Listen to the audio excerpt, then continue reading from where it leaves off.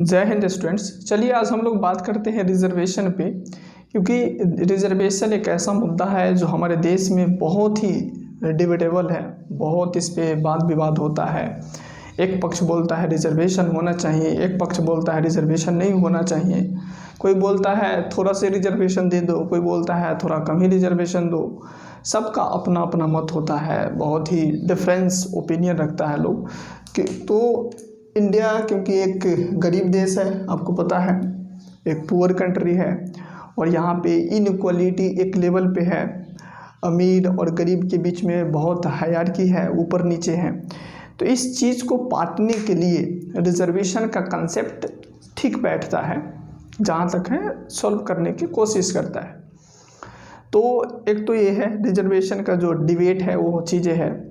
जब मंडल कमीशन लागू हुआ तो उस समय डिबेट एक लेवल पर पहुंच गया और बहुत सारे मूवी भी इस पे बना कि रिजर्वेशन वाले जो मुद्दा है उस पर।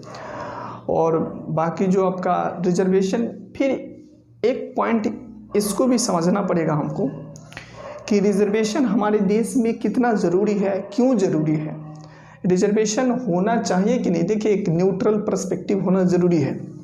जो रियलिटी है, जो सत्य है, जो ट्रुथ है वो है तो है। इंडिया एक गरीब कंट्री है, भारत एक गरीब देश है तो है। इसमें ना आप लॉजिक लगा सकते हैं, ना फैक्ट्स खोज सकते हैं, ना कोई दूसरा तरीका अपना सकते हैं। इसको सॉल्व करना पड़ेगा। अब इंडिया अगर गरीब कंट्री है तो गरीब होने का मतलब है कि यहाँ का पॉपुलेशन गरीब है। देश अपने आप में गरीब थोड़ी ना होता है, सब देश के पास रिसोर्सेज है। तो गरीब होने का मतलब है यहाँ का पॉपुलेशन गरीब है। यहाँ के पॉपुलेशन के पास इतने पर कैपिटा इनकम नहीं है कि वो खुद पे एक्सपेंड करे, खर्चा करे, कंज्यूम करे और अपने लिविंग स्टैंडर्ड्स को इम्प्रूव करे। तो रिजर्वेशन होना चाहिए नहीं होना चाहिए, इस पर एक न्यूट्रल व्यू हम लोग लेते हैं। बाकी जो डिबेटेबल प्रॉब्लम है, जो थ्योरी है, थ्योरी तो ठीक है, थ्योरी पढ़ने में काम आता है। देखिए, थ्योरी अप्लीकेबल थोड़ी ना होता है। थ्योरी अप्लीकेबल है कि हॉरिजॉन्टल रिजर्वेशन ये है, वर्टिकल रिजर्वेशन ये है, तो ये सब भी चीज़ें ठीक है। लेकिन होना चाहिए कि नहीं होना चाहिए? अगर होना चाहिए तो जो नीडी है, जिसको सच में ज़रूरत है, जिस बंदे को, जिस फैमिली को, जिस कैटेगरी के पर्सन को, जो हमारे एससीज हैं, एसटीज़ हैं, वुमेन हैं, जो अदर बैकवर्ड क्लासेस है, जो पिछड़ा वर्ग है, जो आपका हैंडीकैप पर्सन्स है, जिसको आप बोलिए जो आपका LGBTQ है, अब बहुत सारे हैं, हर प्रकार के डिफरेंस लोग हैं। तो इन सभी को रिजर्वेशन मिलना चाहिए कि नहीं मिलना चाहिए, और मिलना चाहिए किस मात्रा में मिलना चाहिए, क्या देना जस्टिसेबल है। इसमें एक लेवल, एक कंसेप्ट और भी आ जाता है कि जस्टिस क्या होना चाहिए, जस्टिस का मतलब क्या होना चाहिए। तो जस्टिस बहुत ज़रूरी है। जब सोसाइटी में जस्टिस नहीं होता है तो क्या होता है, रिवोल्ट हो जाता है। तो जस्टिस इंश्योर होना बहुत ज़रूरी है। नहीं तो वो जो मार्क्स का कंसेप्ट है ना कि टोटल रेवोल्यूशन होगा, तो रेवोल्यूशन होना ज़रूरी ही पड़ जाता है। क्योंकि जस्टिस सोसाइटी में इस्टेब्लिश नहीं होता है ना, तो एक वर्ग को दिखने लगता है कि मेरा बगल वाला है जो अच्छा कर रहा है, अच्छा खा रहा है, अच्छा पी रहा है, चारों तरफ घूम रहा है, मौज मस्ती कर रहा है, और मैं एक हूँ जीवन भर काम कर रहा हूँ, लिबराई कर रहा हूँ, लेकिन फिर भी हमारा कंडीशन ठीक नहीं हो रहा है। तो जस्टिस सोसाइटी में इंश्योर होना बहुत ज़रूरी है। तो ये सारे जो टॉपिक्स हैं, पर्सपेक्टिव है, जो डिबेट है, कंसेप्ट है, इन सभी चीज़ों को चीज़ों को डिस्कस करते हैं, बात करते हैं। एक इस पे एक ऐसा ओपिनियन बनाते हैं। देखिए, बायसनेस तो ठीक है कि मैं अमीर वर्ग से हूँ तो मुझे क्यों नहीं मिल रहा, मैं गरीब वर्ग से हूँ तो मुझे मिलना चाहिए, मेरा हक है, ये वो दिस डैट, ये तो ठीक है।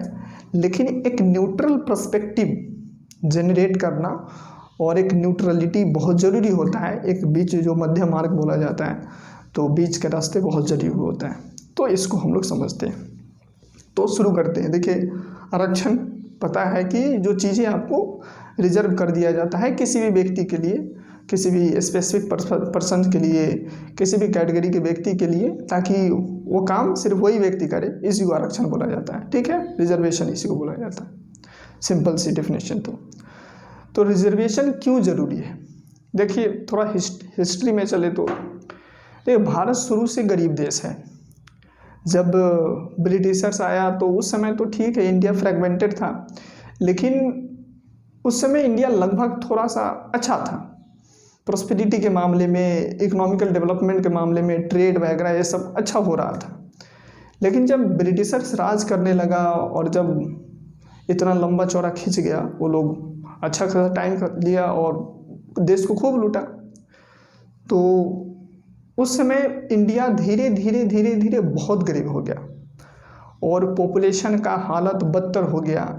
जो ब्रिटिशर्स के सपोर्ट में रहता था उसको फेवर मिलता था सरकार से, उसके घर में, फैमिली में, परिवार में थोड़ा सा प्रॉस्पेरिटी होता था, उस समुदाय में प्रॉस्पेरिटी होता था।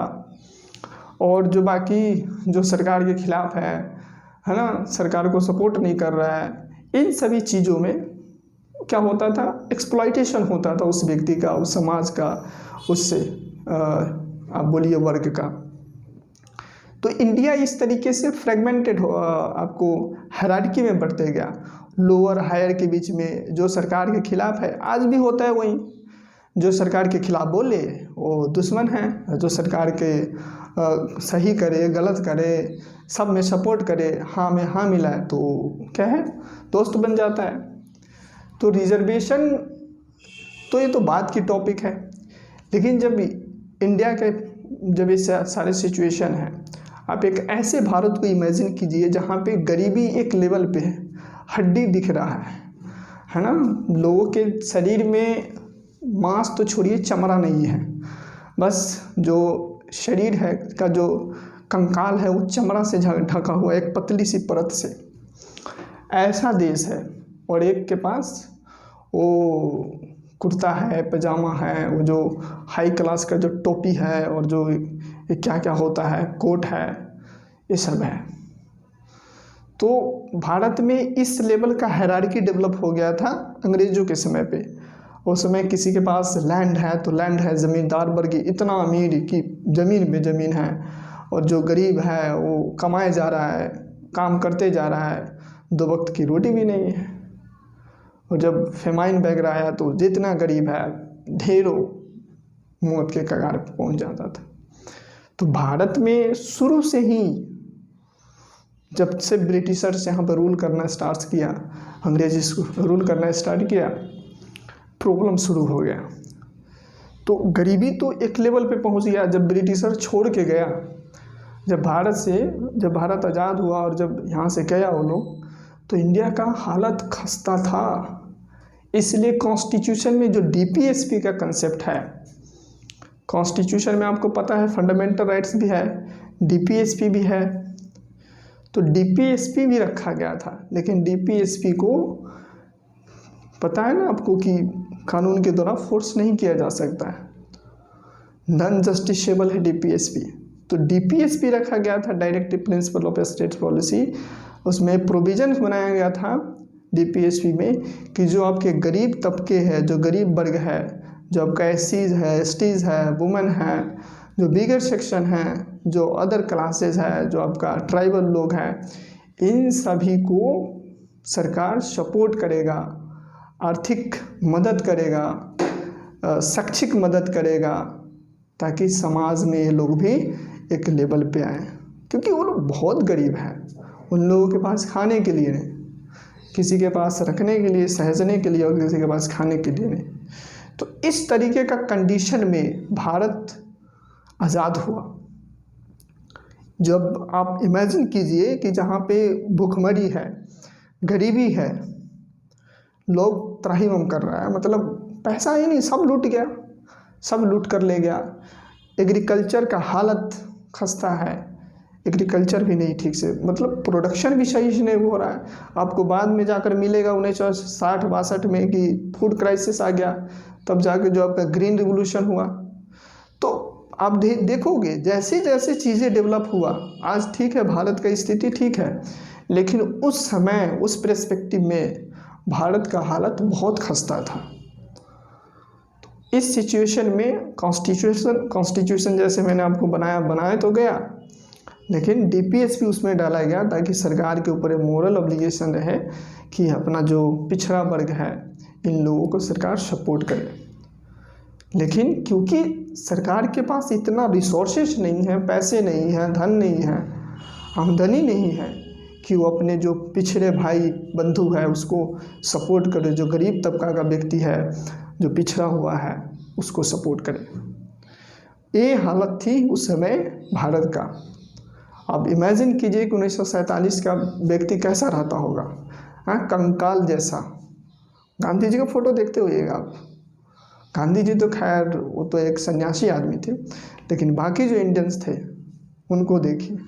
फिर भी उन्होंने, क्योंकि राष्ट्र बहुत ज़रूरी होता है, जब तक राष्ट्र नहीं होगा तब तक कैसे होगा, फिर भी उन लोगों ने अपना जी जान लगाकर देश को आज़ाद किया। जब भारत को आज़ादी मिला तब अपनी सरकार से डिमांड रखा गया कि भैया गरीब अमीर है तो ठीक है, लेकिन गरीब वर्ग के लिए भी तो कुछ किया जाए।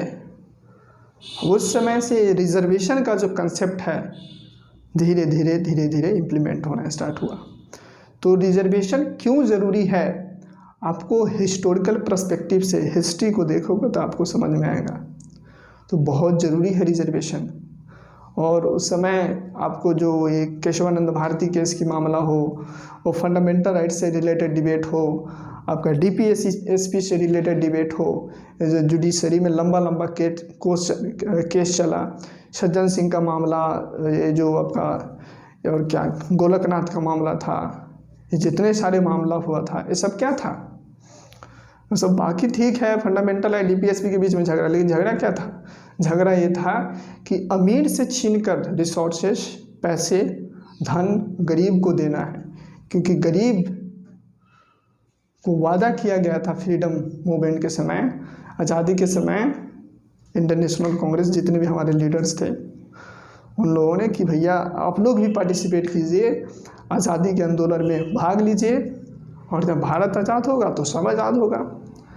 इंडिया तो आज़ाद हो गया, सब आज़ाद हुआ, लेकिन जो गरीब वर्ग था, पिछड़ा वर्ग था, जो आपका बैकवर्ड क्लासेस था, जो एससीज एसटीज और जो वुमेन है, ये सब आज़ाद नहीं हो पाया। तो सबका वेलबिंग तो हुआ, लेकिन इन लोगों का वेलबिंग नहीं हुआ। तो सरकार पे दबाव होने लगा कि आप तो इतने बड़े बड़े वादे किए मूवमेंट के समय में कि आज़ादी के आंदोलन में भाग लो, और जब आज़ादी होगी तो सबकी आज़ादी होगी, लेकिन आज़ादी तो हुआ, आप लोगों का आज़ादी हुआ, हम लोगों का तो आज़ादी नहीं हुआ। हम आज भी गरीब ही हैं, आज ही पिछड़े हैं, आज भी हमारे समाज में एजुकेशन नहीं है, शिक्षित वर्ग अभी हम लोग भी अभी तक एजुकेशन में पिछड़ा है। ये सारे चैलेंजेस, अब आप इमेजिन करो कि कैसा इंडिया है, जहाँ पे किसी के पास धन है तो एकदम टॉप लेवल पे, किसी के पास है तो कुछ नहीं, डेली के पेट भरने के लायक भी नहीं। तो इस सिचुएशन में इंडिया में रिजर्वेशन का जो कंसेप्ट है वो लाना ज़रूरी है। हर सारे देश में रिजर्वेशन होता है, ऐसा बात नहीं कि इंडिया के में ही सिर्फ रिजर्वेशन होता है, बहुत सारे देश में रिजर्वेशन होता है, लेकिन हम यहाँ इंडिया की बात कर रहे हैं।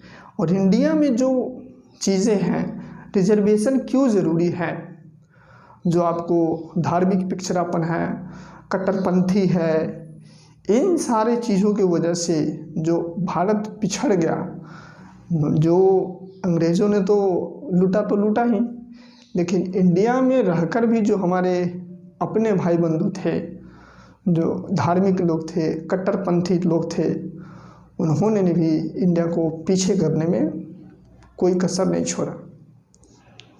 तो ये ज़रूरी था, रिजर्वेशन ज़रूरी था, उस समय का डिमांड था। अब जिस वर्ग को आप मान लीजिए कि किसी वर्ग को क्यों रिजर्वेशन चाहिए, इस क्वेश्चन को एड्रेस कीजिए, किसी वर्ग को क्यों रिजर्वेशन चाहिए। अब मान लीजिए, जो इमेजिन कीजिए कि एक स्टूडेंट है, दो स्टूडेंट है, एक अमीर का बच्चा है, एक गरीब का बच्चा है। अमीर का बच्चा अगर है तो उसके पास पैसे हैं, गरीब के पास पैसे नहीं है। जो अमीर है जब से बच्चा पैदा लेगा ना तभी से उसका डेवलपमेंट स्टार्ट हो जाएगा। हर लेवल पे आप न्यूट्रिशन के लेवल पे देखिए, उसका जो बेसिक एजुकेशन है उसको देखिए, चाइल्डहुड मतलब बचपना उसका अच्छा से गुजरेगा और बड़ा होगा तो अच्छा कॉलेज में जाएगा, है ना।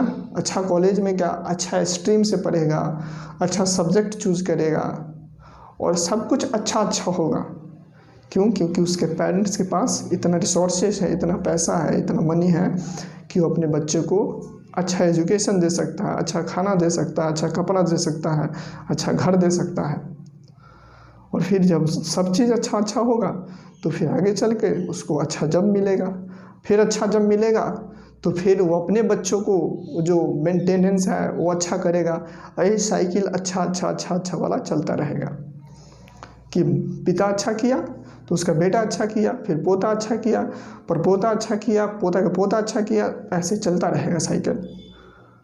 उस बीच में कुछ गड़बड़ी होगी तो ठीक है, लेकिन चांसेस क्या रहता है, जो अमीर है वो अमीर होते जाता है। अब एक गरीब का देख लीजिए एग्जांपल। जो गरीब बच्चा है उसके पेरेंट्स के पास डेली बेस पे काम करता है ना, डेली बेस पे काम करता है, 400-500 रुपया कमाता है, उसी में अपना घर चलता है, बच्चे की पढ़ाई है और बीमारी है, दिस है डैट है, किसी से लोन ले रखा है उसका पैसा देना है और 10 तरह की प्रॉब्लम है। एक तो एजुकेशन नहीं है उस फैमिली के पास। अब एजुकेशन नहीं है तो जो गरीब आदमी है हो सकता है कि वो 2-4 बच्चे और हो, मैक्सिमम बच्चा हो।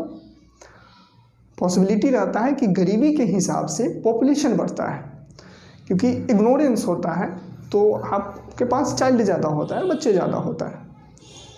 तो यहाँ पे अमीर भाई के पास तो 1-2 बच्चा हो, मैक्सिमम 3 हो सकता है। यहाँ पे पॉसिबल है कि 4-5 हो, 6 भी होता है, भारत में तो 7-8 भी होता है। तो मान लीजिए 4 ही हो या 3 ही हो, 3 भी मान लो, फिर भी क्योंकि वो पेरेंट्स गरीब है। अब गरीब है तो उसके पास एजुकेशन भी नहीं है, एजुकेशन नहीं है तो अपने बच्चों को कुछ सपना नहीं दिखा सकता, ना उसका अच्छा न्यूट्रिशन होगा, ना अच्छा न्यूट्रिशन मिलेगा तो उसका अच्छा से माइंड डेवलप भी नहीं हो पाएगा। अच्छा से माइंड भी डेवलप नहीं हुआ फिर उसका बचपना अच्छा से नहीं जाएगा, लेबराई करेगा, क्या करेगा। पेरेंट्स को उतना इनकम नहीं मिलता है तो बच्चों को क्या करता है, छोटा मोटा काम में लगा देता है कि कुछ तो 2 रुपया अर्न करेगा। और फिर अच्छा एजुकेशन नहीं होगा, एजुकेशन का तो बात ही छोड़ दो आप, अच्छा एजुकेशन नहीं होगा और अच्छा एजुकेशन नहीं होगा तो ये साइकिल चलता रहेगा। फिर वो जो गरीबी का साइकिल उसमें फंस जाता है, पूरा जनरेशन दर जनरेशन गरीबी चलता रहता है। तो एक तरफ ये जो अमीरी का चक्कर है चल रहा है, एक तरफ गरीबी का चक्कर चल रहा है। तो इस तरीके से इंडिया डेवलप किया।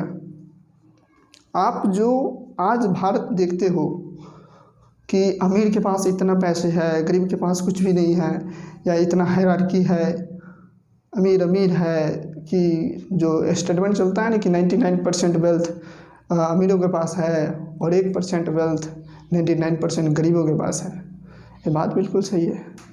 ये बात तो वहीं से आती है जो हिस्ट्री से, आपको बैक डेट में जाकर देखना पड़ेगा, ये साइकिल वहीं से चलता आ रहा है।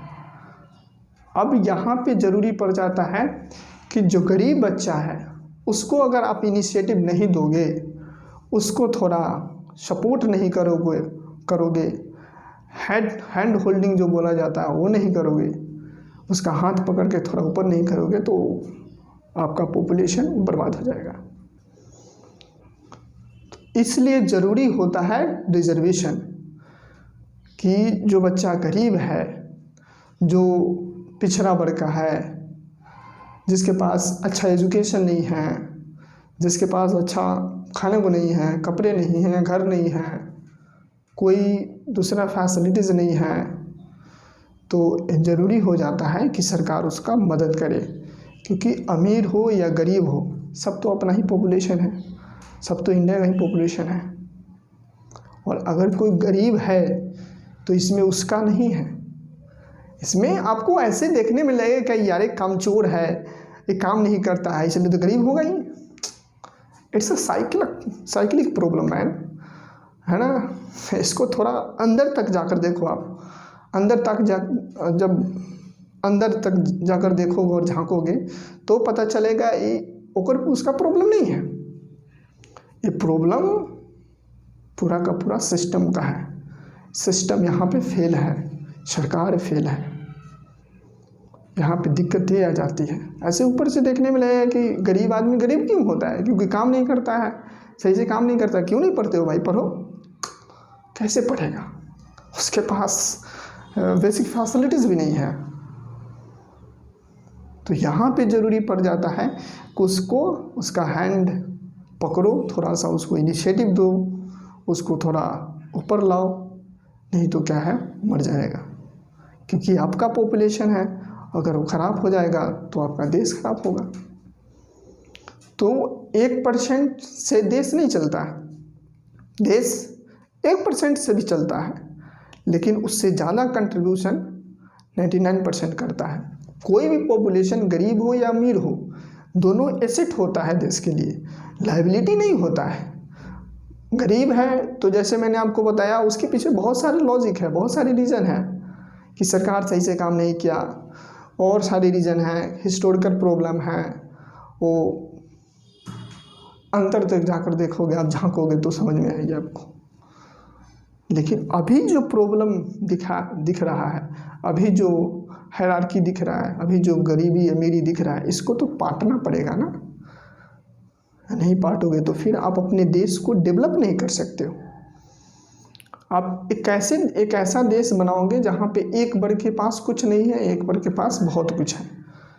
एक ऐसा देश बनाना चाहते हो तो ये ज़रूरी है कि जो आपका वर्ग, जो आपके देश का पॉपुलेशन है, जो गरीब है, पिछड़ा वर्ग है, अमीर आपका एससीज़ है, एसटीज़ है, जो बैकवर्ड क्लासेस है, वुमेन है, आजकल तो वुमेन भी है परेशान, तो इन सभी लोगों को इनिशिएट किया जाए, इन सभी लोगों को रिजर्व किया जाए कि आप भी इस चीज़ में भाग लीजिए, आप भी पढ़ाई लिखाई करो, आप भी अच्छे करो और पार्टिसिपेट करो नेशनल ग्रोथ में। तो यहाँ पे ज़रूरी हो जाता है, जैसे मैंने आपको सिचुएशन बताया कि अगर उस गरीब बच्चों को अगर आप इनिशिएटिव नहीं दोगे कि उसको अच्छा एजुकेशन नहीं मिल रहा है, अगर सरकार उसको अच्छा एजुकेशन नहीं दे पाएगा, और अगर चलकर मान लीजिए कि अगर चलकर आगे पढ़ना भी चाह रहा है, क्योंकि गरीब बच्चा है, सरकारी स्कूल से पढ़ेगा, सरकारी स्कूल से पढ़ने के बाद किसी तरीके से घीस पीसीट कर 12th करेगा, 12th करने के बाद ग्रेजुएशन करने के लिए कहीं जाएगा, और फिर उसको आप, क्योंकि एजुकेशन अच्छा नहीं हुआ है तो आप compete नहीं करवा सकते, है ना। एक व्यक्ति जो दौड़ रहा है, एक व्यक्ति जो भाग रहा है हाई स्पीड में है, और एक व्यक्ति का जो लंगड़ा है, गोड़ टूटा हुआ है, पैर टूटा हुआ है, इस दोनों को एक रेस में आप नहीं दौड़ा सकते हो। और नेशन, सरकार एक पेरेंट्स की तरह होता है, और पेरेंट्स नहीं चाहता है कि एक बेटा मेरा अच्छा कर जाए और एक बच्चा मेरा गड्ढा में डूब जाए, गड्ढा में गिर जाए। तो इसलिए रिजर्वेशन जरूरी होता है। अब इस पर डिबेट करने का कोई मतलब नहीं बनता है। आपको दिख रहा है एक वर्ग है जो डूब रहा है और एक वर्ग है जो अच्छा कर रहा है, तो ठीक है, थोड़ा सा या इधर से लो, थोड़ा सा इसको इनिशिएट कर दो, दोनों को इक्वल लाओ। इससे क्या होगा, लेवल प्लेइंग फील्ड मिलेगा, दोनों को समान अपॉर्चुनिटी मिलेगा। फिर भी यहाँ पे रिजर्वेशन दे देना तक काफ़ी नहीं होता है। आप देखो इंडिया में तो रिजर्वेशन चल ही रहा है, कितना हो रहा है, सही काम हो रहा है ना। डाटा बताएगा आपको, मैं तो डाटा उटा लेकर नहीं आया हूँ, जानते हो कि मैं यूँ फिलॉसफी समझाने का। Why this is a problem, and इसको ठीक करना क्यों ज़रूरी है, ठीक करना क्यों ज़रूरी है। क्योंकि देश का ग्रोथ आप ऐसे नहीं कर सकते हो। कि एक वर्ग को आप बढ़ा चढ़ा कर सब चीज़ करवाओ और एक वर्ग को दबा कर रखो। ऐसे देश का ग्रोथ नहीं होता है, ये मूर्खता है। अगर कोई देश ऐसा कर रहा है तो बेवकूफ़ ही है, और कोई गवर्नमेंट ऐसा कर रहा है तो मूर्ख है, गधापन नहीं है। आप अपने देश के धोखा दे रहे हो, आप सिंपल सी बात है, लोगों को धोखा दे रहे हो, मूर्ख किसको बना रहे हो आप। इसलिए ज़रूरी होता है रिजर्वेशन कि जो वर्ग, जैसे एक सिंपल सी एग्जांपल लेता हूँ मैं, जैसे मैं गांव से था, मैं यूपीएससी की तैयारी करने आया और मैं 12th किया, सब सारा पढ़ाई जो बेसिक एजुकेशन था मेरा 12th तक, वो सब सरकारी स्कूल से मैंने पढ़ा। और मुझ में और एक सीबीएसई बोर्ड वाले बच्चे में, ये जो प्राइवेट स्कूल से पढ़ रहा है, उसमें ज़मीन आसमान के फ़र्क है, बहुत फ़र्क है, बहुत फ़र्क। इसलिए बोल रहा हूँ कि मुझे 12th करने के बाद तक अंग्रेज़ी नहीं आता था, इंग्लिश लिखने नहीं आता था, बोलना तो खैर दूर की बात है। हिंदी ठीक ठाक पढ़ लेता था, हिंदी लिख भी लेता था मैं। लेकिन जो बच्चा प्राइवेट में पढ़ा है उसका अंग्रेज़ी भी ठीक है, हिंदी भी ठीक है, बाकी सारे सब्जेक्ट्स मेरा नीलबट्टा सन्नाटा, कुछ नहीं आता। हिंदी पढ़ने और लिखने और मैथ के अलावा बाकी जो बच्चा है उसका साइंस ठीक है, उसका जो सिविक्स है, जो हिस्ट्री है, ज्योग्राफी है, फिज़िक्स है, अब बाकी जो सारे सब्जेक्ट्स हैं सब ठीक है। तो मुझमें और उसमें बहुत अंतर है। तो जैसे मैं दिल्ली यूनिवर्सिटी में एडमिशन लिया तो उस समय मैं एससी में था, एससी में या एसटी में था, ऐसा ही याद नहीं है, लेकिन एससी या एसटी में था। तो मुझे रिजर्वेशन का फ़ायदा मिला क्योंकि उस समय मैं ठीक ठाक से पास किया था। तो मेरा पीसीएम मिलाकर, फिज़िक्स केमिस्ट्री मैथ मिलाकर इकोनॉमी ऑनर्स में मैं एडमिशन ले रहा था दिल्ली यूनिवर्सिटी में। तो 70-80% 70 या 78% के अराउंड टोटल मेरा पुर रहा था। और एक और मेरा दोस्त था, उसका भी 80% पुर रहा था, लेकिन मेरा एडमिशन हो गया, उसका नहीं हुआ। दर्द तो बहुत हुआ, लेकिन यहाँ पे ये दर्द नहीं है। वो बच्चा जो ऑलरेडी डेवलप है, ऑलरेडी उसको सारा पता है, चीज़ें पता है, उसके सारे सब्जेक्ट्स की नॉलेज है, जानता है, अगर उसका एडमिशन नहीं हुआ तो कुछ और कहीं और कॉलेज में एडमिशन ले लेगा, कुछ और कर लेगा। लेकिन मेरा एडमिशन नहीं होगा तो बस मैं तो गया, क्योंकि हमारे पास कोई और दूसरा चारा नहीं है। एक तो ये सिंपल सी बात हुआ। लेकिन रिजर्वेशन होना चाहिए और रिजर्वेशन उसको मिलना चाहिए जो सच में उसका नीडी है। लेकिन भारत में ऐसा नहीं होता है, इसका भी मिसयूज होता है। जिसको रिजर्वेशन की ज़रूरत है उसको नहीं मिल पाता है, जिसको नहीं ज़रूरत है वो भी फेक सर्टिफिकेट बनवा के ले लेता है। आपको अभी एक आईएएस का जो केस था उसका आपको अभी चला कि रिजर्वेशन का मिसयूज किया गया। तो मिसयूज खूब चलता है, इंडिया में खूब चलता है मिसयूज। लेकिन मिसयूज चलता है इसका मतलब रिजर्वेशन को ख़त्म नहीं कर देंगे। रिजर्वेशन ज़रूरी है, और अगर देश में जस्टिस इंश्योर होना चाहिए, जस्टिस इंश्योर करना है तो रिजर्वेशन ज़रूरी है कि आप जिसका पैर टूटा है उसको थोड़ा इनिशिएटिव दो और उसको दौड़ने लायक बनाओ पहले, उसके बाद जिसका पैर सही है उसके साथ दौड़ाओ, तब सही है। वो जो कहानी है ना कि आप बिल्ली को कहो पेड़ पे चढ़ने के लिए और फिर हाथी को बोलो पेड़ पे चढ़ने के लिए, तो बिल्ली तो झट नहीं चढ़ जाएगी, लेकिन हाथी पूरा जन्म वो कितनों तैयारी क्यों ना कर ले, नहीं चढ़ पाएगा। तो ये बात है। तो रिजर्वेशन ज़रूरी है। बाकी जो रिजर्वेशन का जो कंसेप्ट है कि वर्टिकल रिजर्वेशन, आपका जो प्रमोशन में रिजर्वेशन, यहाँ पे भी ठीक लगता है, एक लेवल तक ठीक लगता है, लेकिन ज़्यादा नहीं होना चाहिए इसमें। तो मुझे तो खैर रिजर्वेशन का लाभ मिला था, लेकिन अब मैं लेने से थोड़ा बचता हूँ। लेकिन फिर भी अगर रिजर्वेशन मिले तो लीगल तरीके से, प्रोसेस से, अगर मैं उसका हकदार हूँ तो मिलेगा। तो ऐसा भी मेरा कोई ऐसा बैकग्राउंड नहीं है कि मैं रिजर्वेशन ना लूँ तो चलेगा। आज भी मैं कितनों हूँ तो मेरा तो पैर खींचा ही हुआ है। कितना भी मैं इंटेलिजेंट हो जाऊँ, अगर मेरा बैक टाइम में पैर खींचा हुआ है तो पैर खींचा हुआ है। वो जो बैकलॉग होता है ना, वो बैकलॉग आपको हमेशा खींचता है पीछे। आपको ये ट्रुथ है, ये मानना पड़ेगा। तो इसलिए देश में रिजर्वेशन की ज़रूरत है, और जो व्यक्ति को जितना रिजर्वेशन मिलना चाहिए, जितना ज़रूरी होना चाहिए, जिस भी वर्ग को उतना मिलना चाहिए। जैसे अब वो वुमेन का रिजर्वेशन अभी आया, 33% से क्या होता है, इक्वलिटी होना चाहिए। 33% से और 30% से क्या होने वाला है, इक्वलिटी होना चाहिए। जिस वर्ग को जितना रिप्रेजेंटेशन चाहिए उतना होना चाहिए।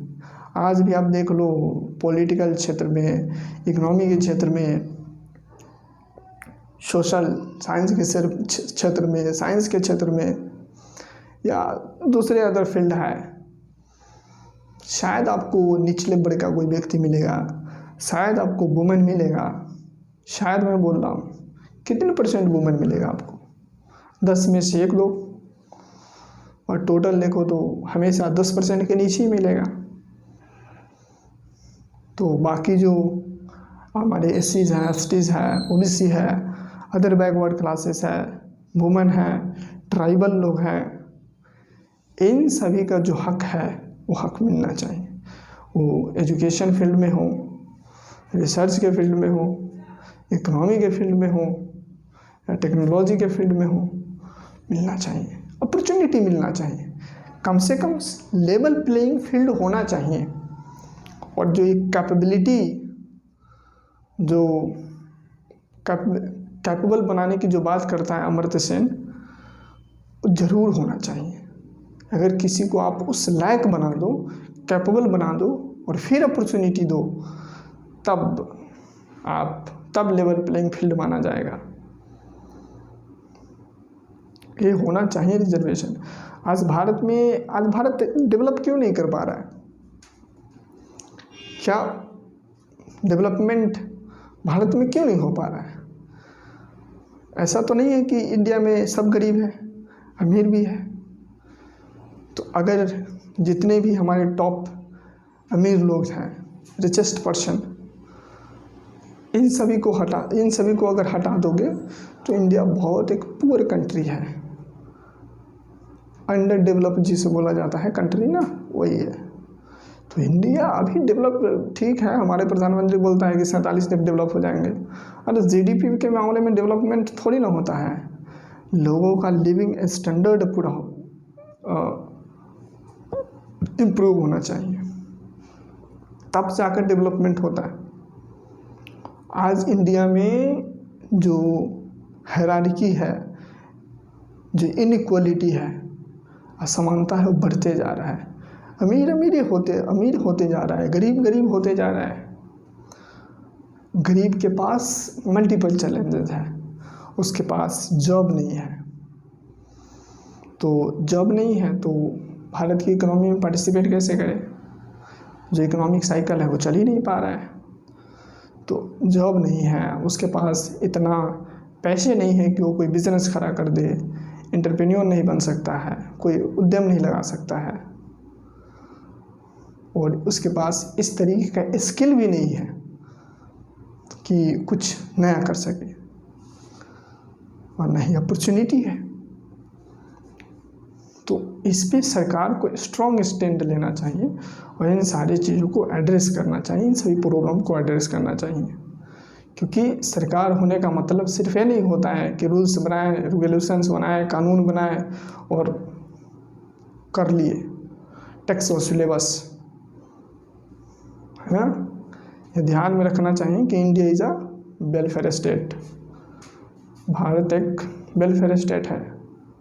लोगों का वेलफेयर ना हो, जो गरीब है जो मजदूर है उसका वेलफेयर ना हो तो फिर देश डेवलप थोड़ी ना। ऐसा बात थोड़ी ना है कि एक वर्ग को आप दुनिया का सारा धन दे दो, भारत का पूरा धन दे दो, और एक वर्ग को आप इतना गरीब रखो कि वो सर्वाइव भी ना कर पाए।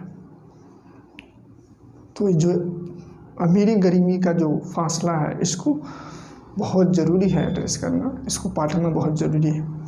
और इससे देश की ग्रोथ जो है ना, देश ग्रो करता है, नहीं तो फिर देश की ग्रोथ रुक जाता है। तो इसलिए ज़रूरी है रिजर्वेशन। आप रिजर्वेशन नहीं दोगे तो आप अपने एक जो बहुत बड़ा वर्ग है, जो पॉपुलेशन है, जो एक एसेट के तौर पे काम कर सकता है, वो लाइबिलिटी बन जाएगा। जो आपके लिए कुछ जनरेट कर सकता है वो सिर्फ एक कंज्यूमर बन के रह जाएगा। इसलिए ज़रूरी है कि उसको भी मेन स्ट्रीम में लाया जाए, सोसाइटी के मेन स्ट्रीम में लाया जाए, उसको भी कैपेबल बनाया जाए ताकि जो अपॉर्चुनिटी है उसको यूज़ कर पाए, और दोनों को सेम अपॉर्चुनिटी लाया जाए और सेम प्लेटफॉर्म पे लाया जाए ताकि डेवलप कर पाए। तब जाकर नेशन बिल्डिंग होगा, नेशन ग्रोथ होगा, तब जाकर मेक इन इंडिया प्रोग्राम चलेगा। और जो हमारे प्रधानमंत्री बोलते हैं ना कि सबका साथ, सबका विकास और सबका विश्वास, तो सबका साथ, सबका विकास और सबका विश्वास ये ऐसे नहीं होगा। सबको बराबर अपॉर्चुनिटी मिलना चाहिए। उससे पहले जो इनकैपेबल है उसको कैपेबल बनाना पड़ेगा, इसलिए ज़रूरी है रिजर्वेशन। बाकी जो डिबेट है, डिबेट होना चाहिए नहीं होना चाहिए ये तो ठीक है, डिबेट से फ़ायदा होता है कि सही चीज़ें मिले हाथ में, जो गलत चीज़ें हैं वो उसे करने से मैं बच जाऊं। लेकिन जो रियलिटी है उसको एक्सेप्ट करना पड़ेगा आपको। आज भी इंडिया में सबको इक्वल अपॉर्चुनिटी नहीं मिल पाता है, सबको इक्वल एजुकेशन नहीं मिल पाता है। आज भी माल न्यूट्रिशन का प्रॉब्लम है इंडिया में, आज भी गरीबी है, भुखमरी है। ऐसे ऐसे एरिया है जहाँ पे सरकार का नाम भी नहीं है, सरकार का मतलब भी कुछ होता है पता भी नहीं है, डेवलपमेंट नहीं है, आपको रोड्स नहीं मिलेंगे, बिजली भी नहीं मिलेंगे, कनेक्शन भी, आपको इंटरनेट का कनेक्शन भी नहीं मिलेगा। बाकी जो फैसिलिटीज़ है वो सब शायद मिल पाए। और इंडिया का बहुत सारा स्टेट है जो अभी पिछड़ा है, अभी गरीब है। इसलिए जो आपका पिछड़ा है स्टेट, जो आपका पिछड़ा वर्ग है, जो आपका गरीब है पॉपुलेशन, उसको एक लेवल पर लाइए। ये सरकार का कर्तव्य होना चाहिए, ड्यूटी होना चाहिए। इसी से देश को आप मजबूत बना सकते हो और फिर आप देश को अच्छा कर सकते हो। इसलिए रिजर्वेशन ज़रूरी है, और रिजर्वेशन से कुछ नहीं होने वाला है। वही क्या 2-4 सीटें मिल जाती है, रिजर्वेशन से क्या होगा? रिजर्वेशन से कुछ नहीं हो रही है तो बोला झुनझुन्ना है ना, लॉलीपॉप धरा दो, चाटते रहो कि विद्रोह ना करे जनता। रिजर्वेशन से कुछ नहीं होने वाला है। आपको अपने लोगों का, अब अपने जो गरीब तबका है, जो पिछड़ा वर्ग है, उसको कैपेबल बनाना पड़ेगा, उसके कैपेसिटी को बिल्ड करना पड़ेगा, उसको इस लायक बनाना पड़ेगा कि वो भी कुछ स्किल एक्वायर कर सके, वो भी कोई अपॉर्चुनिटी ग्रैस्प कर मतलब अपॉर्चुनिटी को ले पाए, और वो भी एक ऐसे रास्ते पे दौड़ पाए जिस पे एक अमीर वर्ग दौड़ पाता है, वही काम एक गरीब वर्ग भी कर सकता है। तो यहाँ पे डिफरेंसेस आ जाती है दोस्त।